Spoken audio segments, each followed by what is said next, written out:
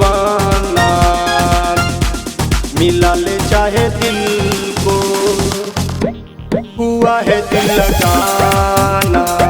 सारा जमाना भोजपुरी का दीवाना, मिला ले चाहे दिल को, हुआ है दिल लगाना। सारा जमाना भोजपुरी का दीवाना।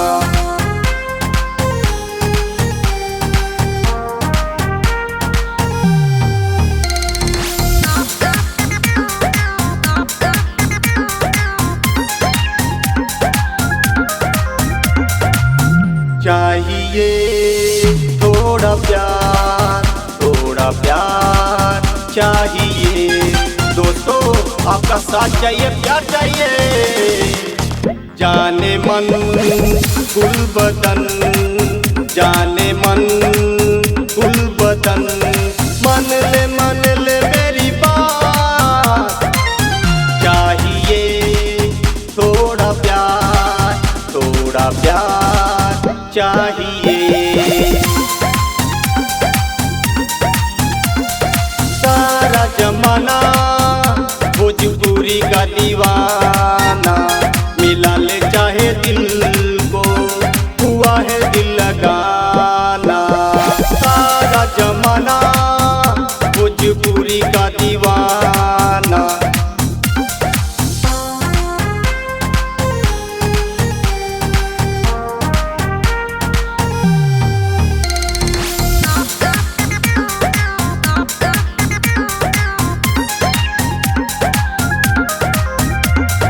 जब से देखा तुझको दिल हो गया है दीवाना, अपनों ने समझा है मुझको बेगाना।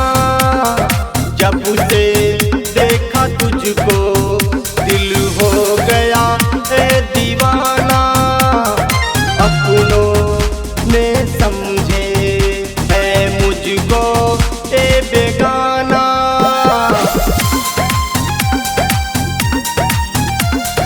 सारा जमाना भोजपुरी का दीवाना, मिला ले चाहे दिल को, हुआ है दिल लगाना। सारा जमाना भोजपुरी का दीवाना।